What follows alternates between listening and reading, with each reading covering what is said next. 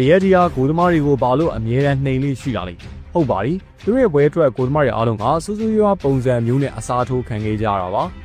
ခင်ဗျားဘာသူပဲဖြစ်နေဘာတွေပဲနိုင်ငံအရေးမကြီးပါဘူးဒီကလပ်ကငွေနဲ့အောင်မြင်မှုပဲ view စိုက်တာပါ2016ခုနှစ်မှာပွဲထွက်ဂိုးသမားက Kevin Trapp ဖြစ်ပေမဲ့အဲဒီနေရာဒီမှာသူတို့က Alfonso Areola ကိုခေါ်ယူခဲ့ပြီးတော့ပွဲစဉ်တွေကို2ယောက်ခွဲပေးခဲ့ပါတယ်နောက်ဒီမှာတော့ Areola ကပွဲထွက်ဖြစ်လာပြီးတော့ Trapp ကအရန်ကိုရောက်သွားအကြောင်းလို့ထွက်သွားခဲ့ပါတယ်အဲဒီနောက်သူတို့ Buffon ခေါ်ခဲ့ကြပြန်ပါတယ်ပွဲစဉ်တွေကို Areola နဲ့ Buffon တို့ကတဝက်စီထပ်ပြီးတော့ခွဲပေးခဲ့ပါတယ်ဒါပေမဲ့ Buffon ကအသက်အရွယ်ကြောင့်မလို့လုံးဝစိတ်မချတဲ့အတွက်